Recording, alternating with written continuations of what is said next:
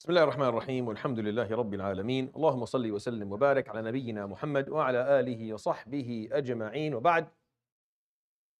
Again, I'll do it one more time as a a few housekeeping points. Inshallah ta'ala, we will always fill this area here before we even, I know the carpet there is softer, but you pray here first because you should be behind the Imam unless you have a good reason for it, as I explained. In order to be in front of the Imam, according to the Maliki madhab and to one of the opinions for Imam Shafi'i, one of the opinions of Imam Ahmad, you require there to be a reason for it, which is the extent you can't extend backwards, you have to extend forwards. So in order for that to work, you have to fill off this area first. Just because a few people asked if they could just go, because it's quieter. No, you need to be here behind first, but this will fill up quick enough, so you're good. But just as a reminder, inshallah ta'ala. And the second thing is that we will, the last piece of this masjid that will fill up will be the hallway. Try to leave that till the end if possible, so people can move to the bathrooms and there's a little bit more, it's not a fire exit hazard. And just to keep, if it needs to be, if people need to use it, then they need to use it. Obviously, we don't want to send anyone away, but just kind of a reminder. Another thing is that when the imams or the qaris are reciting, we have a system in place to correct them. So I know it's hard to resist the urge to correct them when you're reading with them or you know the surah, but please resist it.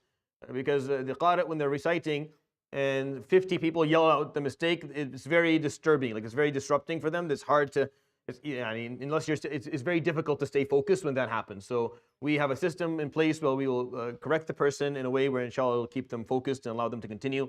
I appreciate obviously people wanting to participate and all. Jazakumullah khair, barakallah fikum. But when it comes to this piece specifically, especially that most of the leaders for this year, I'm just doing Isha basically and witr, that's it. It's going to be the younger people who we're trying to train, inshallah. This masjid was, this is my intention of what I'm trying to do here, is to train people, is to offer as much education as humanly possible and to train people to be leaders, inshallah, in the future. And that requires patience from everyone around and participation from everyone around in the form of allowing people to make their mistakes and do what they need and continuing to stick with them.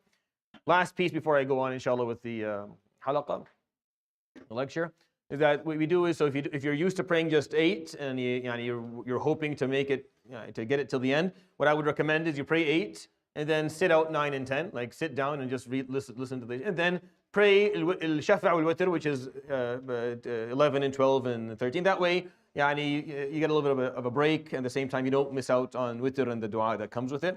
This is what I advised people last year. Some people did it and they found it helpful. If it's too heavy for you to go through the whole thing, then pray 8, maybe sit out the next 4, listen, and then join for the next 2. Then join the shafa' and the witr, which is the 3 rak'ahs at the end. All right, so the intention of this halaqah this year, which is different than maybe the last 4 years, if you've been kind of following along on what I've been doing, instead of going through the surah summaries by just taking a surah every day and summarizing what it's talking about and explaining the themes within the surah, I'm going to talk about the verses that are going to be recited in prayer once we're done, just to maybe help you along with the connection and understanding what the Quran is what the recitation is talking about. And then choosing maybe certain verses. I put a lot up there.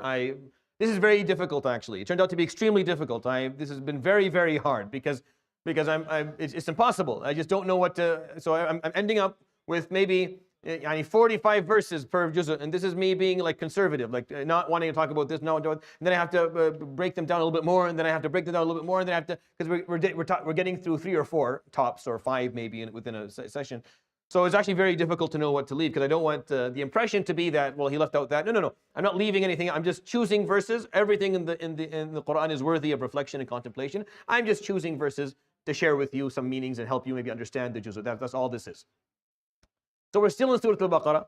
This surah, at the beginning of the Quran, we have the Sab' al-Tiwal. That's the first cluster of surahs from Al Baqarah to At-Tawbah. Sab' al-Tiwal, as they're called, the 7 long ones. And they tell the story of deen in general. They tell the story of religion, not just our religion, of all religion, of how it works. And it starts out Surat Al Baqarah with the basic piece, which is what your role is, who you are, and how you're going to achieve your goal. You're a Khalifa, that's your description in terms of what you're supposed to be here, what you're here to do, and then how you're going to achieve it is the rest of Surat Al Baqarah that gives you the methodology of life. Here's the ahkam. Here's how you're going to do it. Here's the values, and here are the the practices, which is what we're going to recite today. Most of what we're going to be reciting today is going to be the second piece, where it's not talking about the job description or the examples of who did it well or who didn't do it well, but rather the actual ahkam. That's why we're going to find verses that talk about hajj and siyam and salah and talaq and zawaj and riba. The financial system goes into the social system, goes into every system of life. Surat Al Baqarah. You're like, why is it all over the place? It's not all over the place. It's not all over the place at all. It's just explaining to you, here's your job, here's what you're going to use to achieve it. And then Surat Al-Imran will come with a very different approach. As you'll see, you'll find none of that. Read Al-Imran. Show me one verse that talks about hajj or siyam or salah or any act of fiqh at all. Nothing, because that's not its goal. So that's what you need to understand as you go through the Quran. Every surah is trying to explain something, and they're telling a story with their continuation if you go along. So we're still in Surat Al Baqarah. We're going to be hearing a lot about the manhaj, about the methodology of Islam, which is what we're going to use to achieve our goal as khulafa. I'll start with ayah 165, which is what I want to reflect upon. Jazakallah khair. Maybe let's hear it. Go ahead. ومن الناس من يتخذ من دون الله أندادا يحبونهم كحب الله والذين آمنوا أشد حبا لله ولو يرى الذين ظلموا إذ يرون العذاب أن القوة لله جميعا وأن الله شديد العذاب. It's like you're reading from another universe. I know what's going on there with the delay. So this ayah, وَمِنَ النَّاسِ مَنْ يَتَّخِذُ مِنْ دُونِ اللَّهِ أَنْدَادًا يُحِبُّونَهُمْ كَحُبِّ اللَّهِ. And you will find amongst people who will choose for themselves associates with God, whom they will love similar to the love that they should love Allah. يُحِبُّونَهُمْ كَحُبِّ اللَّهِ. وَالَّذِينَ آمَنُوا, and the believers, أَشَدُّ حُبًّا لِلَّهِ. They love Allah more than anything else. And then the verse continues to describe a specific thing that will happen on the Day of Judgment. But that wording within Surah Al Baqarah, وَمِنَ النَّاسِ مَنْ يَتَّخِذُ مِنْ دُونِ اللَّهِ أَنْدَادًا يُحِبُّونَهُمْ كَحُبِّ اللَّهِ, is very revealing, because it's not necessarily talking about idols. It's talking about anything that you choose to love similarly to the love, or similar to the love that you have for Allah subhanahu wa ta'ala. Anything. Think of anything in your life that you have given weight and value similar to the weight and value that you should be giving to Allah subhanahu wa ta'ala, you gave to Allah subhanahu wa ta'ala. That thing that you love similar to your love for Allah subhanahu wa ta'ala is the nid, is the andadan that the surah is talking about. We commonly misinterpret or misunderstand what is being said in the Quran, and we believe that andadan, okay, that's talking about associates with God, shuraka. That must mean Hubal and Uzza and Manat and the other stuff. Maybe for a certain generation, but not for every generation, and not for every group of people across the planet. Not everyone sees it that way. Many people will have different things that they love, similarly to their love of Allah subhanahu wa ta'ala. Some people will love themselves more than they love Allah subhanahu wa ta'ala. Some people will love their possessions more than they love Allah subhanahu wa ta'ala. Some people will love their career or their profession or their reputation more than they love Allah subhanahu wa ta'ala. Some people will love... There's a lot of things that you can love similar to the love that you will give Allah subhanahu wa ta'ala. But the believers, is what the ayah says. وَالَّذِينَ آمَنُوا, no, أَشَدُّ حُبًّا لِلَّهِ. They love Allah more than anything. They love no one or nothing more than they love Allah subhanahu wa ta'ala. This is what this verse in Surah Al Baqarah, in the midst of this explaining your role and explaining the methodology, in the middle of it, you find this ayah that's reminding you, by the way, it's based on love. It comes back, it comes down, it fizzles down to love. What do you love the most? What do you give the most love to? That's something that you choose. If you choose to love something similar to the love of Allah, that's your choice. And some people do that. What's the ayah saying? Some people do that. But the believers don't. The believers love Allah subhanahu wa ta'ala above their love for anything else. Which is why we're here right now. Which is why every year we get this opportunity where we come to this place and we pray and we try. If we don't have it, if for some reason it doesn't exist, we find a way for it to exist. We find a way for it to exist inside of our hearts where we love Allah subhanahu wa ta'ala, truly love Allah subhanahu wa ta'ala more than anything else. And the reason I talked about this ayah is because this is a big complaint I get. This is a big complaint I get from people. They tell me I can love the Prophet alayhi salatu wasalam, I can love the Quran. I struggle with this one. I want to, but I struggle with it. Very good. Very good. You can't fix a problem that you don't diagnose.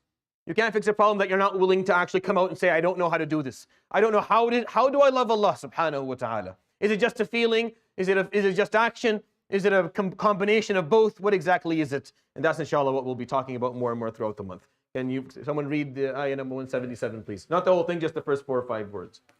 ليس البر أن تولوا وجوهكم قبل المشرق والمغرب ولكن البر من آمن بالله واليوم الآخر. It's a long verse, so you can go and recite it. It's 177 in Surat Al Baqarah. He says, what's bir? Bir is the best you got. That's what bir is in Arabic. Bir is the best you have. Whatever it is that you have in terms of ethics, morals, values, behaviors, practices, whatever the best of that is, that's what bir means. That's why when Allah subhanahu wa ta'ala tells us to treat our parents, He uses that word, right? Bir al-walidain. Because when it comes to your parents, you bring your A game. Bring the best you got, whatever it is. So He says subhanahu wa ta'ala, لَيْسَ الْبِرَّ أَن تُوَلُّوا وُجُوهَكُمْ قِبَلَ الْمَشْرِقِ وَالْمَغْرِبِ. Bir is not when you turn your faces to the east and the west, and He's referring to the act of taslim and salah. He's saying this is not bir. When you're praying and you end your prayer, that's not bir. It's obviously important. Obviously, you need to pray your 5 prayers and your sunnah and your tarawih, but that's not bir. And then he actually explains, وَلَكِنَّ الْبِرَّ مَنْ آمَنَ بِاللَّهِ وَالْيَوْمِ الْآخِرِ وَالْمَلَائِكَةِ وَالْكِتَابِ وَالنَّبِيِّينَ وَآتَى الْمَالَ عَلَى حُبِّهِ ذوي القربى واليتامى والمساكين وابن السبيل والسائرين وفي الرقاب. So he says, bir is when you truly believe in Allah and the hereafter, in His angels, in the books and in the prophets, and then you give from your wealth for His love, ala hubbihi, because you love Him. You give the wil qurba, those who are related to you, wal yatama, the orphans, wal masakin, the needy, wabn as-sabil, those who are stranded, was sa'irin, and those who are asking for it, wa fir riqab, and those who are held or incarcerated, wa aqama as-salah, wa ata az-zakah, wal mufuna bi'ahdihim idha ahadu. والصابرين في البأساء والضراء وحين البأس. وأقام الصلاة, someone who established properly prayer. You can say, he just said a second ago, ليس البر أن تولوا وجوهكم. Yeah, he said, it's not about the mechanics. Just doing that and just moving our head back and forth in salah, not thinking about anything. That's not bir. Bir is when you have certain concrete belief and you give your wealth to the ones that Allah subhanahu wa ta'ala told you to give your wealth to. And you establish your prayer the way Allah subhanahu wa ta'ala commanded you to establish it. And you give your zakat the way Allah subhanahu wa ta'ala commanded you to give it. And you, وَالْمُوفُونَ بِعَهْدِهِمْ, and you're a man of your word. You're a person of your word. Once you give your covenant, once you promise, I will see this till the end. I am in this I'm all in. Then you will do that until the last moment of your life.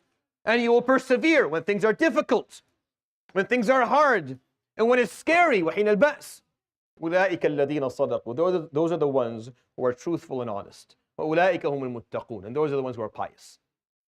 This is what this surah is saying. لَيْسَ الْبِرَّ. It's a very scary one, this ayah is saying that, because that's not, it's kind of, I feel like it's talking to me. Yes, you're praying and you're moving back and forth, assalamu alaikum, doing it, but that is not bir. You want bir? Show me certainty of your belief. Show me the love that you have in your heart that will cause you to give. Show me the establishment of your prayer, the establishment of your zakah. Show me the keeping of your covenants with Allah subhanahu wa ta'ala. Show me the perseverance when things are difficult. That's what bir is, because that's the best you can bring. And this is one of the heavyweight verses in the Quran. Scholars that study usul talk about this ayah as one of the most important verses in the Quran that establish Islamic character and Islamic behavior. And I thought it's important for us to share. The third group up there, I'm not going to ask anyone to recite them because you've heard them a lot. The verses of Siyam. This is where the verses of Siyam exist in the Quran. To add to that, let me add, this is the only place you'll find Siyam talked about in the Quran. This is where Siyam is talked about. There's nowhere else. Go look for it. That's why every single Ramadan, whoever's on that minbar, same verse. يا أيها الذين آمنوا كتب عليكم شهر رمضان الذي أنزل. We have nothing else. There's nothing else. There's no other. I can go to the ayah in Surah. No. What surah? It's only in Al Baqarah, and it's only here. Where he talks in the Surat Al Baqarah, establishing the methodology, he talks about Siyam. You don't need more than once. He'll explain to you more than once. فَمَنْ شَهِدَ مِنْكُمُ الشَّهْرَ فَلْيَصُمْ. Once you witness the month, then you fast it. But the point I want to bring out from these beautiful verses that talk about the methodology of, or the purpose of Siyam, is what he says at the end of those verses. It's all within the verses of Siyam, because the last one is أُحِلَّ لَكُمْ لَيْلَةَ الصِّيَامِ الرَّفَثُ إِلَى نِسَائِكُمْ. At the night of Siyam, it's halal for you to eat and drink and to have relations with your wives, because some of them didn't know if it was acceptable or is it a full month that we're off the grid completely. But in between these verses, you find وَإِذَا سَأَلَكَ عِبَادِي عَنِّي. In the midst of these verses, as he talks about Siyam being obligatory, and Ramadan must be witnessed and must be fast. And then the verse after that was halal, وَكُلُوا وَاشْرَبُوا حَتَّى يَتَبَيَّنَ لَكُمُ الْخَيْطُ الْأَبْيَضُ. It gives you the hukum, how to observe for Fajr, how to look for Maghrib, what to do, what's halal, what's haram. تِلْكَ حُدُودُ اللَّهِ فَلَا تَقْرَبُوهَا. These are the rulings of Allah. Don't. Between all of that, right in the middle, وَإِذَا سَأَلَكَ عِبَادِي عَنِّي. And if my servants ask you about me, if they may not care. My servants may not care, so they'll never ask you about me. But if they care, if for some reason they care about me enough and they ask you about me, instead of saying فَقُل, then tell them this, he removes the Prophet ﷺ as a medium. He removes him, doesn't even, he oversteps the Prophet overpasses him immediately. What should have happened, إِذَا سَأَلَكَ, if they ask you, فَقُل, then say this. No. Every other verse in the Quran is like that. يَسْأَلُونَكَ قُل, يَسْأَلُونَكَ قُل, the whole Quran, except this one. وَإِذَا سَأَلَكَ, almost linguistically, it almost is a bit difficult to explain. It's almost hard to explain in Arabic. And the only explanation for it in Arabic is what I'm telling you right now. Is that Allah subhanahu wa ta'ala, on purpose, wanted to surpass the Prophet alayhi salatu wasalam. And as if once you ask the Prophet alayhi salatu about him, he will come and speak to you immediately. He's not going to tell the Prophet to tell you anything. He'll come to you. He wants to communicate with you directly because he wants you to communicate with him directly. فَإِنِّي قَرِيبٌ, he says, I am indeed very near. I am near. أُجِيبُ دَعْوَةَ الدَّاعِ إِذَا دَعَانِ. I will respond to the supplication of the supplicator when they supplicate. أُجِيبُ دَعْوَةَ الدَّاعِ إِذَا دَعَانِ. 3 times da'wah, da'i, da'an, all same root. I'll respond to the supplication of the supplicator when he supplicates. No medium. It's always, if I'm telling somebody something through someone, that's hearsay. To a certain, the second degree knowledge, right? The second degree knowledge. This ayah here, Allah subhanahu wa ta'ala, if they're asking about me, are they asking about me? Huh? I find this piece just overwhelming. If, what do you mean if? Why, who can afford not to ask about you, Ya Rabb? Who can afford to go through life and not ask about you? He's saying, but if they do, no, I don't want you to answer, I'll answer. فَإِنِّي قَرِيبٌ, I'm right there. I've always been. I always will be. And I'll respond to every time you supplicate, I'll respond to you. So what do we do? فَلْيَسْتَجِيبُوا لِي, respond to me. وَلْيُؤْمِنُوا بِي, may they have that concrete belief in me. لَعَلَّهُمْ يَرْشُدُونَ, that's the way they will find that's how they're going to find their path. Rushd is finding the straight path, is figuring out what you're here to do. It's figuring out your destination, where you're going. لَعَلَّهُمْ يَرْشُدُونَ. If they do that, then they'll figure out where they're going. لَعَلَّهُمْ يَرْشُدُونَ. And this is why is this ayah in the midst of 3 verses, 2 before it and 1 after it, that's longer than the 2 before it, that talk about Siyam, that talk about fasting in Ramadan, because this is what it's going to be. It's going to all come down to this. You're going to fast all day. Huh? You're going to break your fast. You're going to come at night when you're tired and you stand in prayer. Why? Because he's telling you, inni qareeb. Because he's saying, I'm near. I am near. Just call upon me. I am listening and I'll respond to you. You're given that opportunity, so you turn to him subhanahu wa ta'ala. This is what the whole point of the month of Ramadan is. Let's move on to 190. Can someone recite 190 for me? Go ahead. وقاتلوا في سبيل الله الذين يقاتلونكم ولا تعتدوا إن الله لا يحب المعتدين. So I wanted to point out this verse because it's important in the Quran. When you're reciting the Quran from the beginning, from Fatiha and just moving down, the first time you will come across the concept of combat in the Quran. This is something that is talked about in the Quran. Jihad is striving. That's a whole different concept altogether. It's an umbrella word. Qital is combat. It's very specific. It's a very specific type of jihad. The first time that you will run into this verse in the Quran is in ayah 190 in Surat Al Baqarah. Listen to the wording itself, so you understand what your deen is based on. So that no one should own your narrative, by the way, as a Muslim. As a Muslim, you should own your own narrative. You should know what your Quran says. You should know what it is that you stand for and what you believe in, and what represents you as a human being, as a Muslim. And don't take it from secondary sources or from those who read the Quran. If you just start reading from the beginning, the first time you come across the word combat in the Quran, وَقَاتِلُوا, you come through ayah 190. What does he say? وَقَاتِلُوا فِي سَبِيلِ اللَّهِ الَّذِينَ يُقَاتِلُونَكُمْ. And fight for the sake of Allah those who fight you. وَلَا تَعْتَدُوا, and do not transgress. إِنَّ اللَّهَ لَا يُحِبُّ الْمُعْتَدِينَ. Indeed, Allah does not love those who transgress. What about that verse would you need to hide? What about that ayah would you be embarrassed of or ashamed of or not willing to share with the world around you? What about that ayah should not fill you with confidence, make you feel that you belong to something? He's telling you, fight for the sake of Allah. Those who fight you, those who bear arms against you, you defend yourself. And you do not transgress. Why? Because Allah subhanahu wa ta'ala does not love those who transgress. Inna Allah la yuhibbul mu'tadin. I think it's a beautiful thing to kind of point out as the first time this is going to be talked about in the Quran, will be talked about in that manner. We still have a little time. Great. Ayah 201. Can someone do that for me?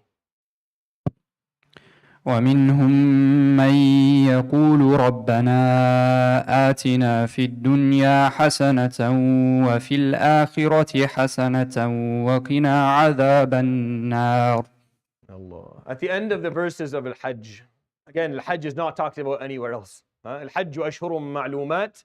And then you go to the Antibul Hajj wal Umrah lillah at the beginning, you go through the verses of Hajj. It's really not talked about outside of Surat Al-Hajj later on. And it's not really talked about in terms of our ritual. It's talked about as the general ritual of pilgrimage, meaning going to Allah subhanahu wa ta'ala. The concept, not the actual ritual. So it's a little bit different. But the ritual of Hajj as one of the 5 pillars of Islam is talked about only in this part of the surah, and this part of the Quran, in the Surat Al Baqarah. And at the end of these verses, Allah subhanahu wa ta'ala, فَإِذَا قَضَيْتُم مَنَاسِكَكُمْ, once you're done your rituals, فَاذْكُرُوا اللَّهَ كَذِكْرِكُمْ آبَاءَكُمْ وَأَشَدَّ ذِكْرًا. And then engage in remembrance of Allah subhanahu wa ta'ala, just the way you used to engage in the remembrance of your forefathers. Just like everyone is very proud of their fathers and spoke of their tribes and spoke of their, just like you used to do that, how about you engage in remembrance of your Lord? A little bit more, because it's more meaningful. فَمِنَ النَّاسِ مَنْ يَقُولُ رَبَّنَا آتِنَا فِي الدُّنْيَا وَمَا لَهُ فِي الْآخِرَةِ مِنْ خَلَاقٍ. Many people will walk around saying, oh Allah, I want this and I want this, and all they're asking for is dunya. All they can think about is dunya. I want a better job, I want more children, I want this achievement, I want this status, I want this wealth, all this person can think about is just dunya and dunya and dunya. And وَمَا لَهُ فِي الْآخِرَةِ مِنْ خَلَاقٍ. And Yawm al-Qiyamah, the hereafter, there's nothing waiting for this person.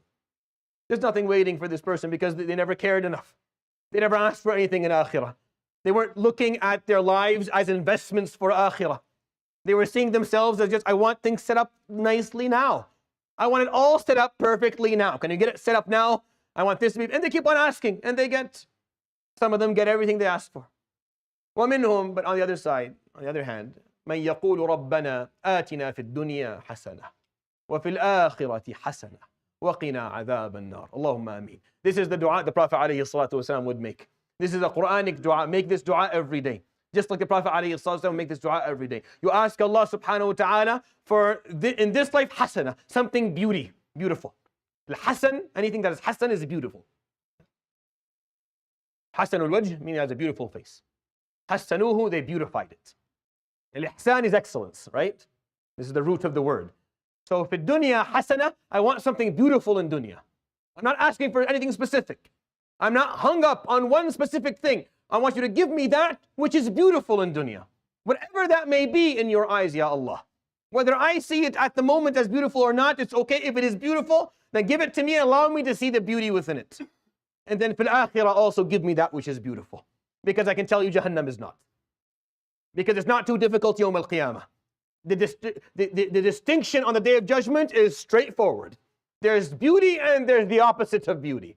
In every sense of the word, by all measures, Yawm al-Qiyamah, there's one thing that is beautiful in every way, and the other that is the opposite of beauty in every way. In dunya, a little bit more complicated. A little bit more complicated, I'm sure you would agree. It's not easy sometimes to figure out what's beautiful in dunya because the lens that we wear doesn't allow us to see things for what they actually are. And the nafs is very good at fooling us, to make us think something is actually valuable when it isn't. And it's good at making us see something that is extremely valuable not to be.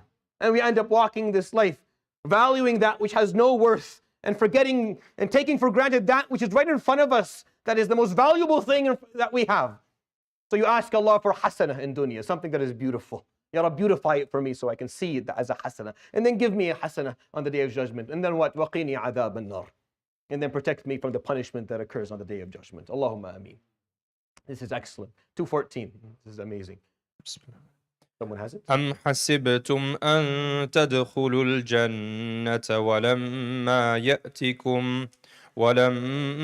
يأتكم مثل الذين خلوا من قبلكم مستهم البأساء والضراء وزلزلوا حتى يقول الرسول والذين آمنوا معه متى نصر الله ألا إن نصر الله قريب. This is one of a few verses in the Quran that starts in a very, very difficult way.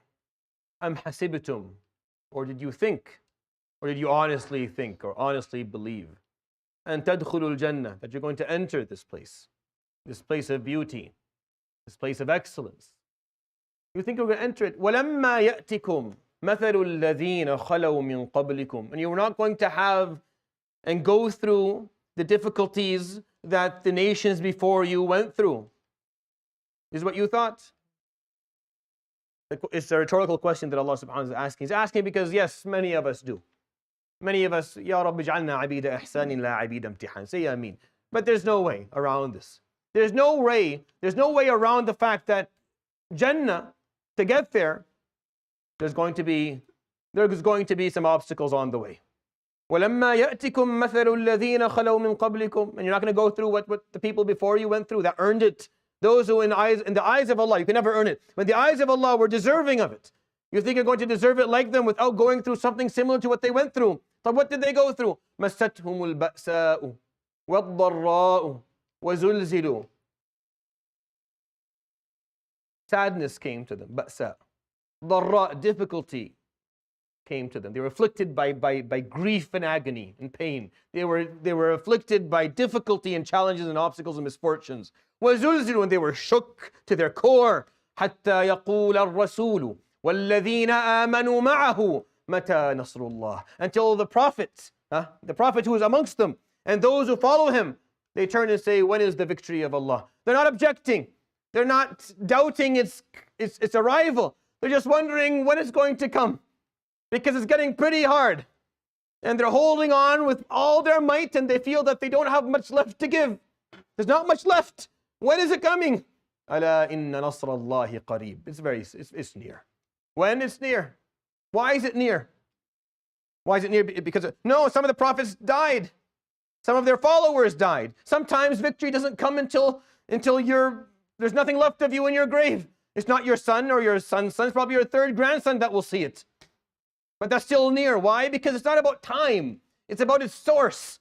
Source of victory. Where does it come from? The source is Allah. Is Allah far or is He near? The source of victory is near. Nasr Allahi qareeb, because the victory is near because its source is near. Time is different. Time, you may get it exactly when you want it. You may not. You may not see it in your lifetime. Think of what the Prophet ﷺ didn't really see the empire of Islam the way that we know it. He wasn't around for that. When you look at other prophets like Zakaria and Yahya, they weren't around for the spreading of the message. They just didn't live that long. But it doesn't matter. The answer for the question, Mata Nasrullah, when is the victory of Allah? The answer is it's near. Why? Because its source is near. Because the source of victory is Allah subhanahu wa ta'ala. He's near. He'll bring it anytime He wants. It's just not, that's really not our place. It's not our place. Our place is we're here to do our job.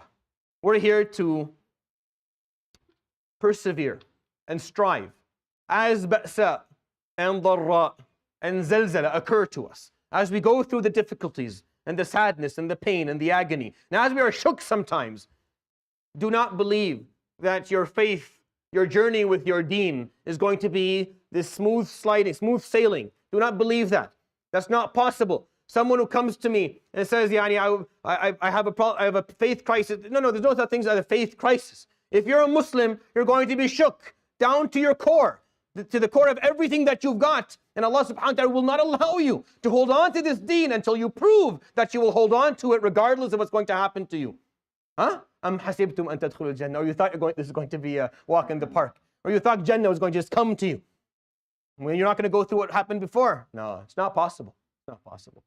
This is one of the scariest verses in the book of Allah. by far. One of the most difficult verses in the Book of Allah. There are similar ones that will come, that exist in Ali Imran and in Surah Al-Ankabut later, but this is the heaviest and the most clear of all of them. He asks you this rhetorical question. If that's what you thought, you were wrong. That's not how this is going to work. You say, La ilaha illallah Muhammad Rasulullah, then you're going to have to stand your ground. Then as ba'sa and darra and zalzala come your way, you're going to have to stand your ground and to prove your worth. And you may come to a moment when you ask Allah subhanahu wa ta'ala for the proximity of it, or you wonder when it's happening, and then you're reminded, Nasrullahi qareeb. It's close, whenever He wants. It's right, very near. Whenever He chooses it to be, subhanahu wa ta'ala, it will be. Instead of focusing on what He needs to do, we focus on what we have to do. And I'll end with that, inshallah ta'ala, as we run out of time. I hope that was a benefit for you, inshallah. Subhanahu wa ta'ala, la ilaha illa ant astaghfiruka wa atubu ilayk. Wa sallallahu wa sallam wa baraka ala nabiyyina wa habibina Muhammad wa ala alihi wa sahbihi ajma'in. Jazakumullahu bi khairin. Barakallahu.